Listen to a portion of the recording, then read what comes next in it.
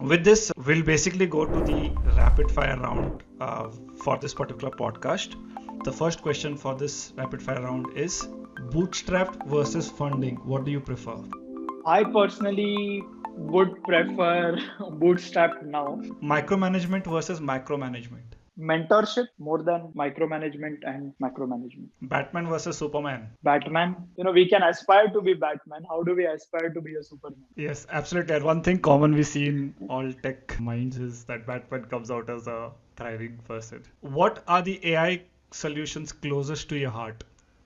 The closest to my heart is not a AI solution. It's not artificial intelligence. The closest to my heart is yoga, which is much more sophisticated than any piece of technology that we have right now. What name do you prefer to use other than human resources?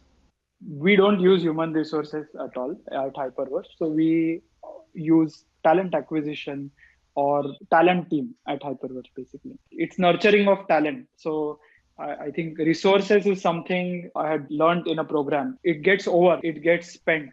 Talent is something that gets honed, right? That gets manifested. So that manifests itself out there in the world. So it's talent. What is the best compliment you have ever gotten from a client?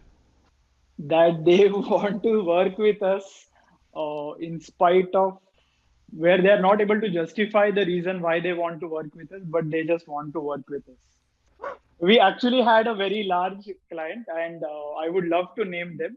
But this COVID time and all, they had in-house technology, and they had that in-house technology could take over whatever some parts of what we were doing. But they said, no, we still want to work with HyperVerge. And that completely surprised us. In COVID time, everyone is under financial pressure, and they also have some in-house technology that can replace parts of what we do, but they chose not to use it. Yeah, that was really crazy to experience. Are you a early morning walker or a late night worker?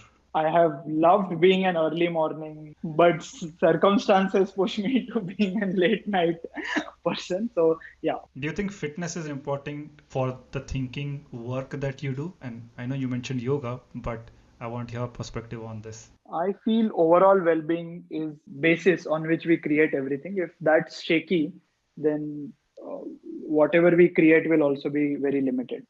So with this, we come to the conclusion of the rapid fire round.